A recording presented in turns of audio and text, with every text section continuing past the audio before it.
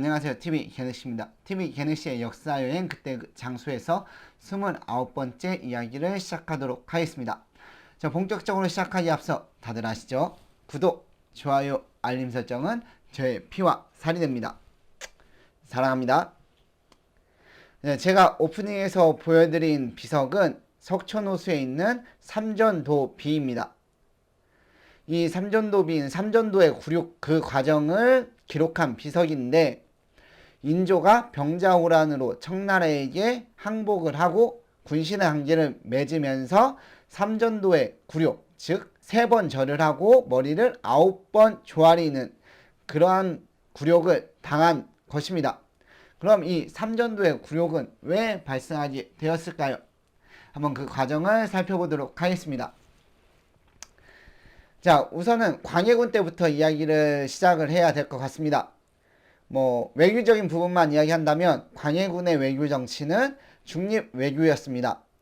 당시에 새롭게 신흥 강자로 떠오른 후금과 기존의 군신 관계를 맺고 있었고, 그리고 임진왜란 때 조선을 도와준, 그러나 지금은 그 힘이 약해진 명나라 사이에서 선택을 해야 됐는데, 광해군은 그 어디도 선택하지 않는 중립 외교를 선택했습니다.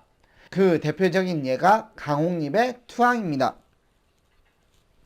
자, 광해 11년 4월 8일 왕이 노출을 잘 미봉하고 명예에 대한 의리로 국방의 계책을 삼다라는 기사를 살펴보면, 당초에 강홍립 등이 압록강을 건너게 된 것은 산이 명나라 조정의 징병 독촉을 어기기 어려워 억지로 출사시킨 것이었지, 우리나라는 애초부터 그들을 원수로 적대하지 않아 실로 상대하여 싸울 뜻이 없었다.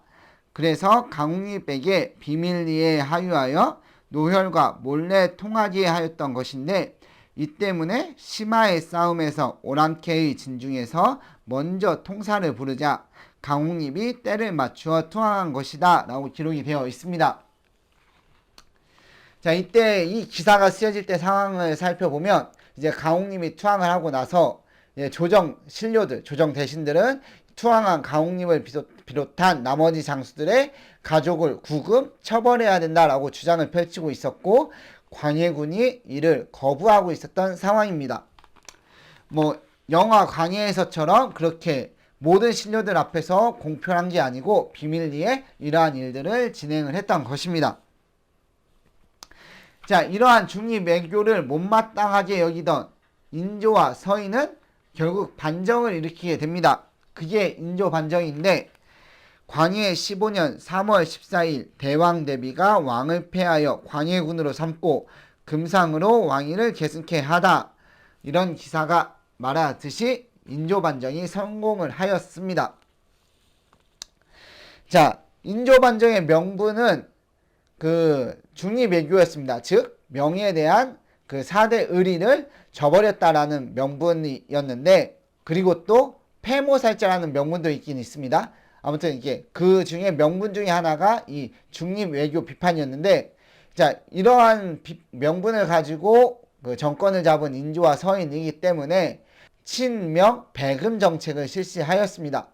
어찌 보면 당연한 것이죠. 아무튼 이렇게 정책을 실시하였는데, 그 인조 반정이 성공하고 나서 얼마 되지 않아서 이괄의 난이 발생하게 됩니다. 이 이괄은 인조 반정을 같이 일으킨 공신입니다. 반정 공신인데 왜 난을 일으켰냐? 이때 이괄은 그 북방 수비를 위해서 북동쪽으로 이제 발령이 나 있던 상태인데, 이때 이제 공신 선정 과정에서 불만과 이제 갈등이 생겨서 이괄이 난을 일으키고, 이 난은 규모가 상당히 커서 한때 한양을 3일간 점령하기도 했습니다. 결국에는 광군에 의해서 이게 평정이 되었는데, 이 난을 주도했던 사람 중에 한 명인 한명년이 있습니다. 이 한명년의 아들인 한윤이 있는데, 이 한윤이 후금으로 도망가 투항을 하게 됩니다. 그러면서 조선의 지금 친명 배금 정책을 펼치고 있다라고 얘기를 하게 되죠.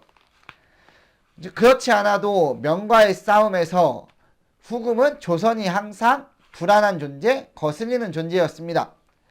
때마침 이러한 얘기가 들려오고 하니 이제 광해군을 위한다는 명분으로 군사를 일으키니까 이게 정묘호란입니다.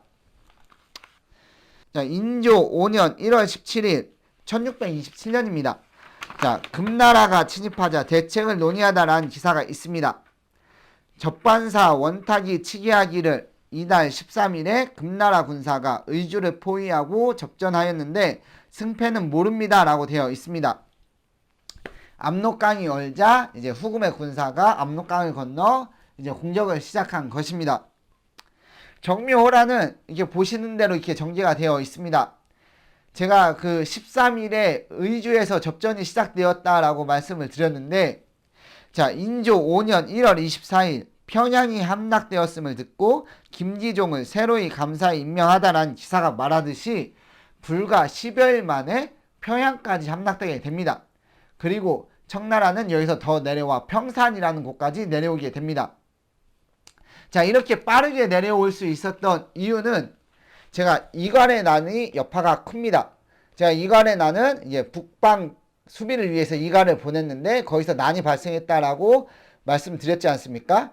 그래서 조정 입장에서는 또다시 북방의 군사력을 강화하는 것은 좀 민감한 문제였던 것입니다.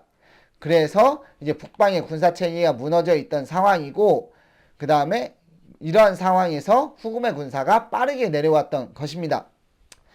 그 다음에 이제 후금도 더 이상 이제 제가 평상까지 주둔했다라고 말씀을 드렸는데, 후금도 더 이상 내려오기는 약간은 부담스러운 게 명과 대치 상황이었고, 그 다음에 이러한 상황 속에서 조선에 조금 더 깊숙이 들어가는 건 부담이었으며, 또다시 이때쯤에 이제 다시 조선군의 반격이 시작됐기 때문에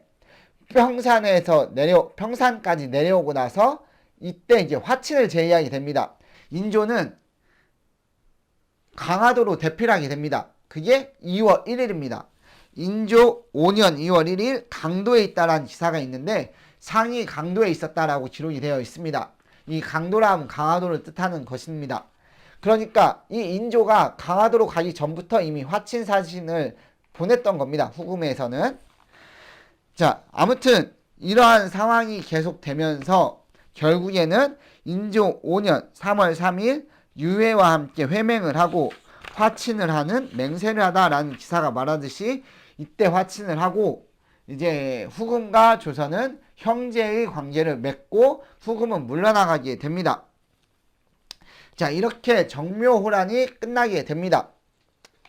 그러고 9년이 지난 1636년 병자호란이 다시 발발하게 됩니다. 이 병자호란이 발발하기 전에 양국의 그 갈등이 깊어지는 사건이 하나 발생하게 됩니다.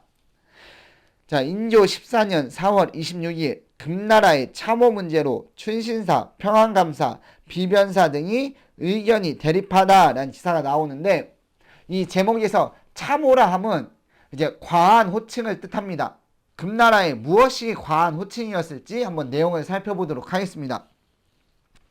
우리들이 귀국의 사신으로 갔다가 갑자기 뜻밖의 핍박을 당하여 갖은 곤욕을 당했는데 이는 전에는 없던 바입니다.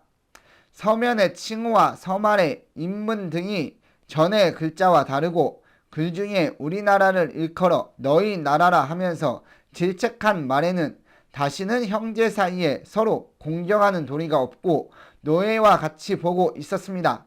그러니 우리나라의 신하가 어찌 참아 볼 수 있었겠습니까? 라고 나와 있습니다.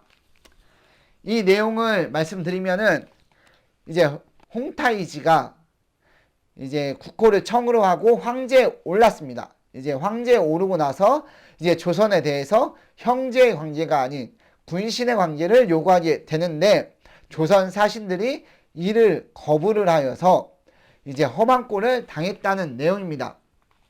이 일을 계기로 조선 내에서는 척가파의 분위기가 형성이 되고 전쟁을 준비하게 됩니다. 자, 이윽고 12월에 청나라는 군대를 일으켜서 조선을 쳐들어오게 됩니다. 그런데 제가 말씀드렸듯이 이괄의 난 이후로 북방의 군사체계는 무너져 있었습니다. 이러한 상황에서 그나마 있던 군사들도 어떠한 그 전술로 나갔냐면 지키는 전술로 나갔습니다. 근데 청나라 군대는 이를 다 무시하고 바로 한양으로 내려오게 됩니다. 이를 그 실록의 기록의 날짜별로 살펴보면은 인조 14년 12월 13일 도원수 김자점이 적병이 안주에 이르렀다고 치게하자 이에 대해 논의하다라는 기사가 있습니다. 그리고 바로 다음날 인조 14년 12월 14일에 적병이 송도를 지나자 파천을 논의 신주와 빈궁을 강도로 가게 하다라고 되어 있습니다.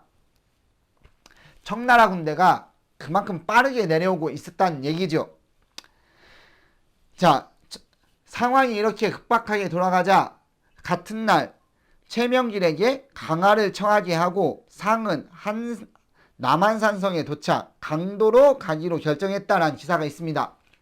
시간을 벌기 위해서 최명길에게 화친을 청하게 되고 이 사이에 이제 인조는 다시 강화도로 들어가려고 했던 것입니다. 그러나 다음 기사에 인조 14년 12월 15일 대가가 강도로 떠났다가 되돌아오다 양사가 김자점 등을 정지하기 청하다라는 기사가 있습니다. 이 안에 내용을 살펴보면 이제 새벽에 인조가 강화도로 가기 위해서 이제 길을 나섰는데 눈보라가 너무 심했습니다. 그리고 이제 길이 얼어붙고 미끄러워서 말이 디딜 수가 없는 상황이었다고 합니다. 그래서 인조조차 말에서 내려 걸어갈 상황이었는데 이제 그나마도 가는 길목이 청나라에 의해서 막혀가지고 남한산성으로 되돌아갔다라는 그러한 기록입니다. 자, 이렇게 다시 남한산성으로 들어간 후에 척하파와 주하파가 대립을 하기 시작합니다. 주하파는 화친을 주장하는 그 세력을 뜻하고 명분이 뭐가 중요하냐, 우선 살고 봐야 되지 않냐, 이러한 논리로 주장을 펼치고 있었고, 척하파, 화친을 배척하는 이러한 세력들의 주장은 오랑캐를 모실 수 없다. 그리고 지금 청나라는 빠르게 내려왔기 때문에 우리가 여기서 버티면 이제 각지에서 원군이와 청나라를 물리쳐 줄 거다. 이러한 논리를 펼치고 있었습니다.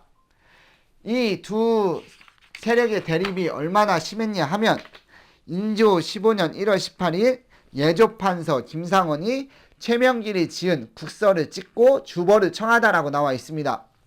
자, 주하파인 최명길이 왕의 명령을 받아 화친의 국서를 작성을 했는데 척하파인 김상원이 이 국서를 찢어버렸다는 내용입니다.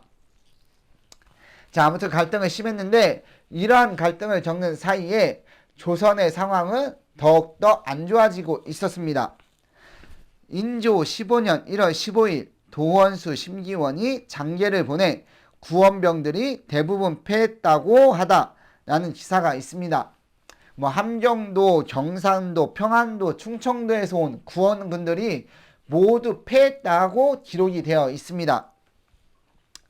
자, 결국에는 인조는 인조 15년 1월 30일 삼전도에서 309고두례를 행하다 서울 창경궁으로 나아가다라는 기사가 기록하듯이 삼전도의 굴욕을 하게 됩니다. 그리고 청나라와 군신의 관계를 맺게 되고 이로써 병자호란이 끝이 나게 됩니다.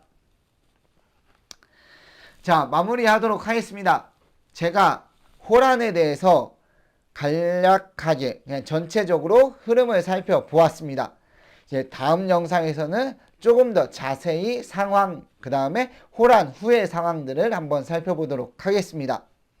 이상입니다. TV게네시의 역사여행 그때 그 장소에서 29번째 이야기를 마치도록 하겠습니다. 시청해주신 여러분 감사합니다.